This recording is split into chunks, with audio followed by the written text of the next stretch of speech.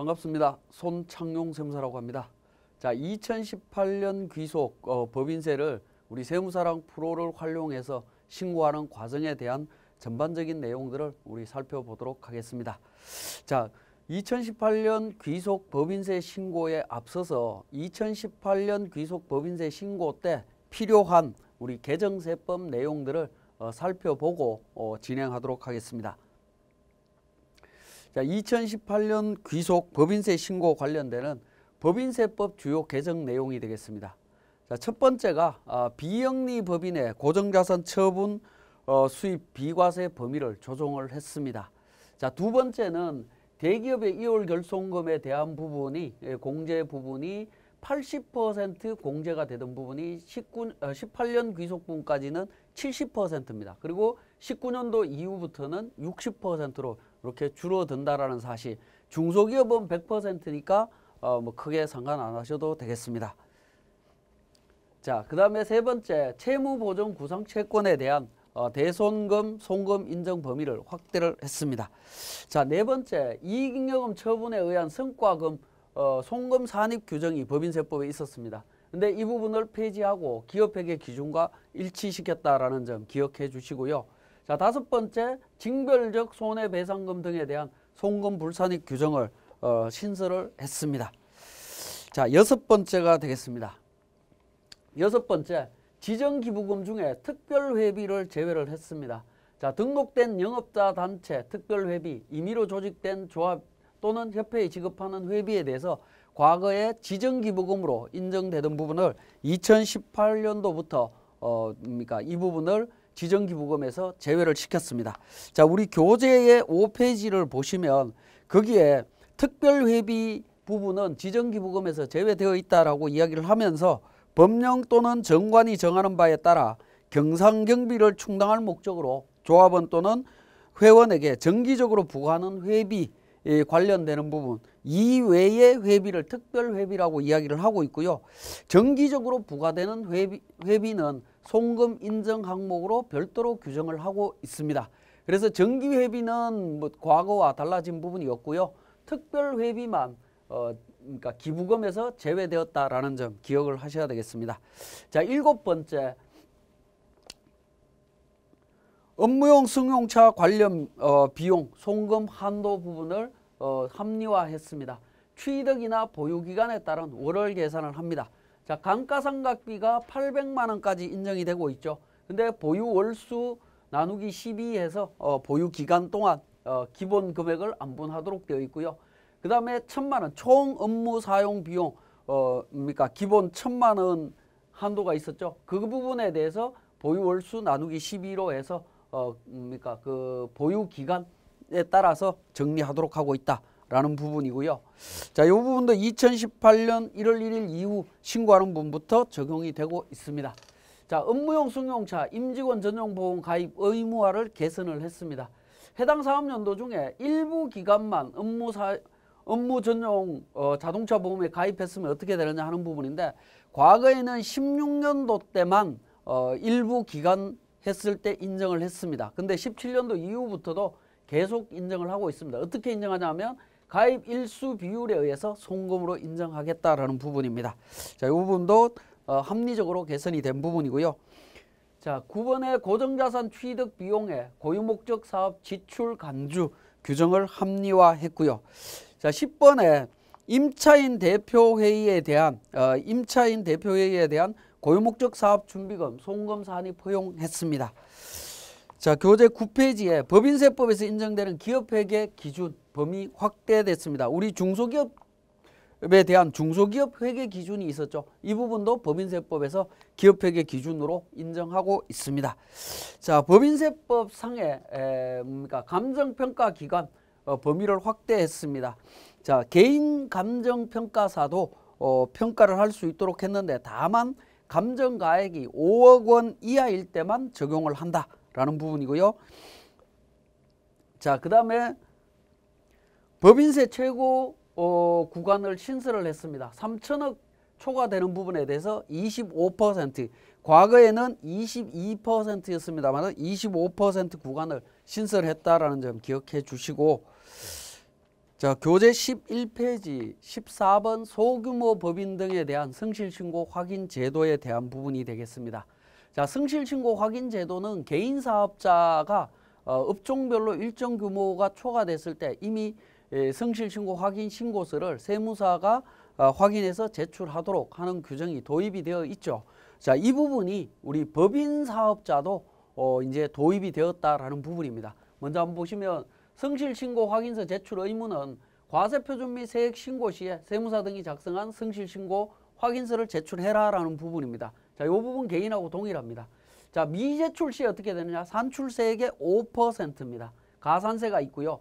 자, 기타 관련해서 신고기한이 연장이 됩니다. 1개월 연장됩니다. 그래서 12월 말 법인 기준으로는 3월 말이 아니라 4월 말까지 신고하시면 된다라는 거고요. 성실신고 확인 비용에 대한 세액 공제, 지출 금액의 60%인데 한도는 150만 원이 되겠다라는 겁니다. 자, 이 부분에 대한 내용들은 우리 개인 사업자에서 제도가 도입된 성실신고 확인 제도와 동일하다라고 보시면 되겠고요. 자, 두 번째는 확인 대상자입니다. 누가 성실신고 확인 대상 법인이 되느냐 하는 부분인데요. 소규모 법인 요건에 해당되는 법인과 두 번째 성실신고 확인 대상인 개인 사업자가 법인 전환 후 3개월 이내 법인인 경우에 적용을 합니다. 그래서 1번과 2번에 해당되는 법인들은 성실신고 확인 제도가 적용이 된다라고 보시면 되겠고요. 자, 제외 부분은 외부 감사를 받는 외감법에 따라 외부 감사를 받는 법인은 제외를 합니다. 그래서 감사를 받는 법인은 제외된다라고 보시면 되겠습니다. 자, 그러면 소규모 법인에 대한 규정입니다. 소규모 법인은 첫 번째가 해당 사업연도의 상시 근로자 수가 다 5명 미만입니다. 5인 미만이고요. 두 번째 요건은 지배주주 특수관계자의 지분 합계가 전체의 50%를 초과해야 되고요. 부동산 임대업을 주업으로 하거나 부동산에 권리되어 이자 배당 소득금액의 합계가 매출액의 70% 이상인 경우에 적용이 된다. 소규모 법인이다라고 보시면 되겠습니다.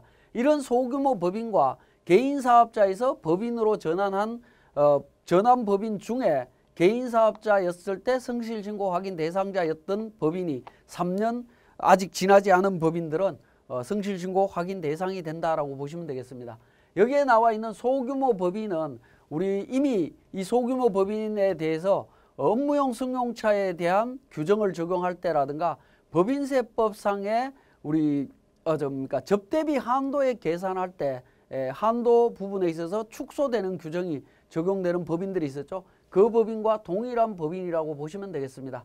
그래서 우리가 일반적으로 부동산 임대업을 주업으로 한다라고 하는 동그라미 3번에 있는 이 요건 때문에 부동산 임대업에 해당되는 부분만 적용이 되는 걸로 착각하시는 경우들이 있는데 그렇지 않고 근로자 수, 전체 지분 구조, 그 다음에 부동산 임대업을 주업으로 하거나 또는 부동산 이외에 권리를 대여하거나 이자 배당 소득이 70% 이상.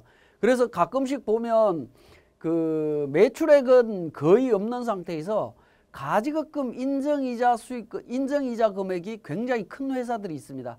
그런 회사들이 소규모 법인에 들어가서 성실신고 확인 대상자로 선정이 되는 경우들도 있을 수 있다라는 겁니다. 자, 그 부분 좀 주의해서 살펴보실 필요가 있겠습니다. 자, 다음은 조세특례제한법상의 주요 개정 내용이 되겠습니다. 자, 첫 번째가 중소중견기업에 대한 투자세액공제 제도를 재설계했습니다. 자, 고용창출투자세액공제나 중소기업 투자세액공제를 통합해서 재설계했다라고 보시면 되겠습니다. 그래서 중소중견기업이 사업용 유형 자산에 투자를 하게 되면 중소기업인 경우에는 수도권 지방에 대해서 지방이든 수도권이든 3% 투자금액이 3%고요. 중견기업은 수도권은 1%, 지방은 2% 세액 공제를 해주고 있습니다. 자, 중견기업은 고용이 감소되게 되면 배제가 된다라는 사실도 기억하실 필요가 있겠고요. 자, 교재는 13페이지입니다. 창업 중소기업 세액 감면 시에 고용 창출 유인을 강화했다라는 겁니다. 지금 이제 모든 세법, 조세특례제한법상의 제도들은 이제 고용 창출과 연계되어 있다라고 보시면 됩니다. 상시 근로자 수가 증가됨에 따라서 증가율에 따라서 최대 50%를 추가로 감면을 해준다라는 겁니다. 원래 창업 중소기업 세액 감면은 원래 50% 세액 감면을 적용을 해주고 있죠. 근데 근로자 수가 증가했다라고 하면 추가로 창업 2년 차부터 전년 대비 고용 증가율 곱하기 2분의 1을 추가로 공제를 또 해주고 있습니다. 자, 이 부분도 우리 본문에서 자세하게 또 살펴보도록 하겠습니다. 자, 3번에 신성장 서비스 창업 기업에 대한 세제 지원을 확대했습니다. 인공지능이나 사물 인터넷, 클라우드 등 신성장 서비스 업종에 대해서 감면율을 상향 조정했다라는 겁니다. 자, 상향 조정 3년간 75%입니다. 원래 창업 중소기업은 감면율이 50%입니다. 50%인데 3년간 75%, 이후 2년간 50%를 적용해주고 있다라고 보시면 되겠습니다. 자, 그 다음에 중소기업 특별세액 감면이 되겠습니다. 중소기업 특별세액 감면도 재설계를 했는데요. 고용과 연계해서 재설계를 했다라는 겁니다. 중소기업 특별세액 감면에 대해서 보시면 감면 한도가 새로 생겼습니다. 1억 원입니다. 1억 원인데 고용 감소 시 1인당 500만 원씩 한도가 축소되도록 되어 있다라는 겁니다. 고용 감소 시에 한도 500만 원씩 한 사람당 500만 원씩 1억 원 범위 내에서 축소가 된다라는 거 기억하시고요. 자, 다른 제도와 중복 적용 여부인데 고용정대세제, 사회보험료 세액 공제 제도와 중복이 허용이 된다. 과거에는 중소기업 특별세액 감면이나 고용정대나 사회보험료 세액 공제는 중복 적용이 안 됐습니다. 안 됐지만 지금은 올해부터는 중복 적용이 가능하다라는 사실 기억해 주시고 15페이지의 5번째 상생결제 지급금액에 대한 세액 공제 제도도 확대가 됐습니다. 자, 6번째입니다. 대기업 연구개발 비용에 대해서 세액 공제를 축소했습니다. 자, 단기 지출분과 증가분에 대해서 적용을 하는데 단기분에 대해서 대기업은 1에서 3% 적용하던 부분을 0%에서 2%로 최대치를 줄였습니다. 줄였고요. 증가분에 대해서도 대기업은 30% 적용을 해주고 있었는데 이걸 25%로 줄였다라고 보시면 되겠습니다. 자, 이렇게 감소가 되었고요. 7번째, 중소기업 코스닥 상장 중견기업의 신성장 동력 원천 기술 R&D 비용에 대한 세액 공제를 확대했습니다. 그래서 코스닥 상장 중견기업에 대해서 25%에서 최고 40%까지 세액 공제가 가능하도록 적용을 했습니다. 중소기업에 대해서는 과거에는 30% 적용되는 부분이었는데 30%에 최대 10%를 추가로 더 공제를 받을 수 있도록 해서 40%까지 적용을 받을 수 있습니다. 자, 8번째, 기술혁신 중소벤처기업의 합병 주식 인수에 대한 세액 공제 요건을 완화했고요. 9번째, 중소기업 창업 투자회사 등에 대한 주식 양도 차익 등에 대한 비과세 적용 기한을 연장했습니다. 그리고 설비 투자세액 공제를 축소했다라고 보시면 되겠습니다. 우리 교재 19페이지인데 원래 생산성 향상시설 투자세액 공제에 대해서 대기업은 3%, 중견기업 5% 적용하던 부분을 대기업 1%, 중견기업 3%로 축소했습니다. 물론 중소기업은 동일합니다. 자, 안전설비 투자세액 공제도 마찬가지로 대기업 3%, 중견기업 5% 적용하는 부분을 1%, 3%로 축소했고요. 환경보전시설 투자세액 공제도 3%, 5% 적용하던 부분을 대기업 1%, 중견기업 3% 적용하는 걸로 축소했습니다. 자, 11번째, 특성화 고등학교 등에 대한 졸업자가 병력 이행 후에 복직했을 때 기업에 대한 세액 공제를 확대했습니다. 복직 후 2년간 인건비에 원래 10% 공제하고 있었는데 30%, 중견기업은 15% 하는 걸로 확대를 했습니다. 자, 12번째, 경력단절 여성 재고용 기업에 대한 세액 공제를 확대했다라는 겁니다. 원래 과거에는 이제 중소기업만 가능했던 부분인데 중견기업을 추가를 했고요. 재고용 후에 2년간 인건비의 30%를 세액 공제해 줍니다. 원래 10%였습니다. 30%로 확대했고 중견기업에 대해서도 15%를 해주겠다라고 이야기를 하고 있습니다. 자, 그다음에 중소기업에 대한 근로소득 정대세제 지원을 확대를 했습니다. 자, 중견기업에 대해서도 중견기업에 대해서 10% 적용하던 부분을 20%로 확대를 했고요. 중견기업은 과거처럼 10%로 동일하게 적용을 하고 있습니다. 물론 우리 교재 22페이지에 상시 근로자의 범위에서 총급여 1억 2천 이상인 경우에 제외되고 있었는데 이 부분은 이제 7천만 원 이상자는 적용이 안 되는 걸로 조금 이 부분에 대해서는 상시 근로자 범위에 있어서는 규모가 좀 축소가 됐고 세액 공제율은 확대가 됐다. 이렇게 보시면 되겠습니다. 자, 교재 22페이지에 고용정대세제 신설했습니다. 고용정대세제는 고용창출투자세액 공제와 청년고용정대세제를 통합해서 재설계해서 이제 합쳐서 고용정대세제로 신설이 됐다라고 보시면 되겠네요. 요건은 투자가 없더라도 고용이 증가되면 1인당 공제를 해주겠다. 일정 금액을 공제하겠다라는 겁니다. 자, 적용 대상은 상시 근로자입니다. 상시 근로자고요. 청년 정규직과 장애인에 대해서는 우대에서 별도로 지원을 하고 있습니다. 적용 기간은 대기업은 1년, 중소 중견기업은 2년간 적용을 해줍니다. 자, 2년간 적용을 해주는데 고용 인원이 감소되지 아니한 경우에는 다음 해에도 세액 공제를 해준다. 원래는 고용정대세제 신설과 관련되는 부분은 1년입니다. 지원 기간이 1년인데 중소기업과 중견기업이 고용이 감소되지 않는다라고 하면 다음 연도도 적용받을 수 있다라는 부분이고요. 자, 다른 세제와도 중복 적용이 가능하다. 사회보험료 세액 공제, 각종 투자 세액 공제 등과 중복해서 적용을 해준다라는 부분입니다. 과거에는 작년까지만 해도 중복 적용이 안 됐습니다. 안 됐지만 지금은 중복 적용이 가능하다라는 부분이고요.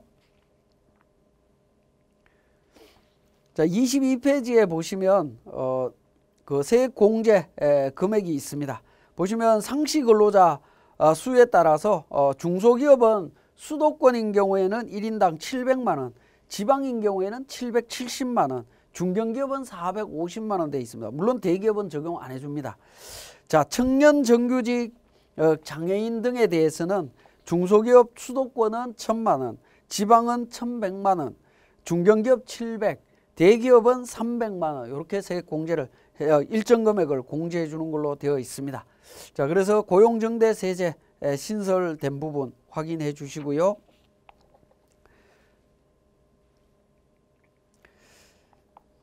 자, 교재 23페이지에 15번 비정규직의 정규직 전환 기업에 대해서도 세제 지원을 해주고 있다라는 부분입니다.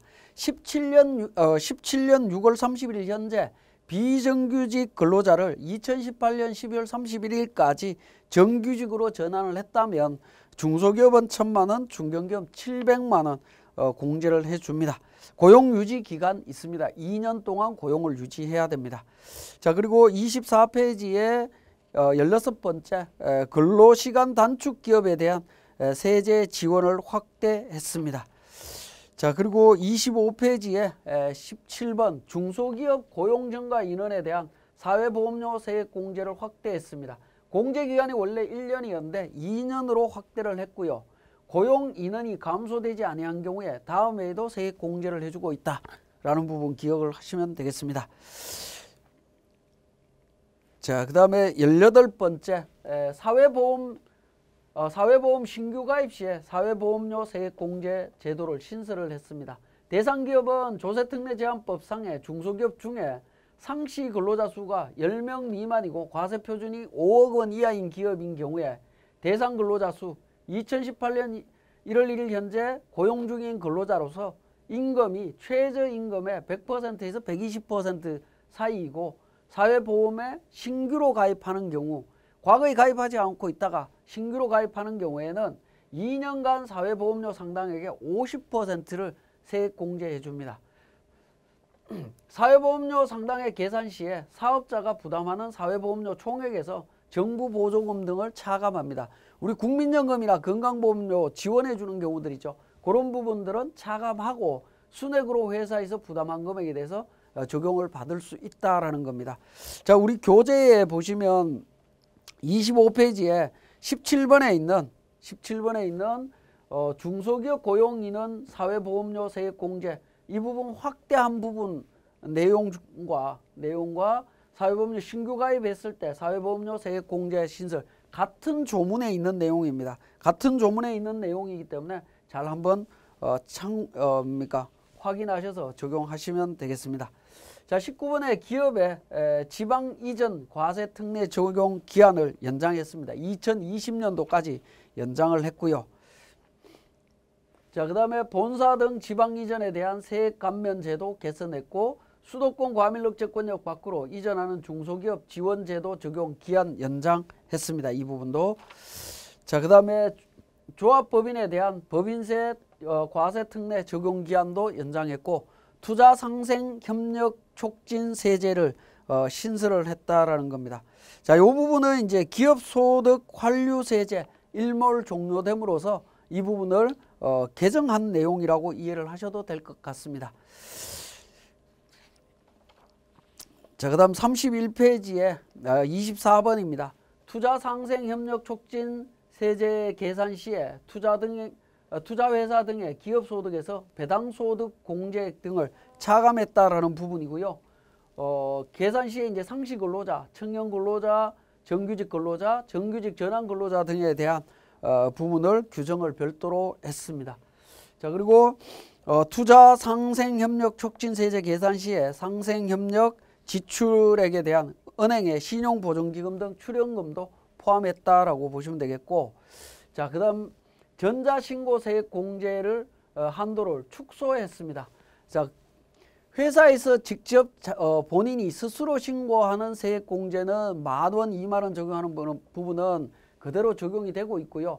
세무대리인들이 신고했을 때 어떻게 되는지 하는 부분인데 세무대리인 18년도까지는 400만원, 1,000만원 적용받을 수 있었습니다. 세무대리법인 같은 경우에는요. 이렇게 적용받고 있었는데 자, 19년도 2020년도는 개인 세무사들은 300만원, 세무법인은 750만원, 2021년 이후에는 200만원, 500만원 이렇게 한도가 축소되고 있습니다. 그래서 이 부분은 34페이지에 보시면 19년 1월 1일 이후 세액 공제를 신청하는 분부터 적용한다라고 하고 있습니다. 그리고 정비사업조합 설립인가 등의 취소에 따른 채권 송금 산입 적용 기한을 연장했고요. 소규모 법인에 대한 문화접대비 송금 인정을 제한하고 있습니다.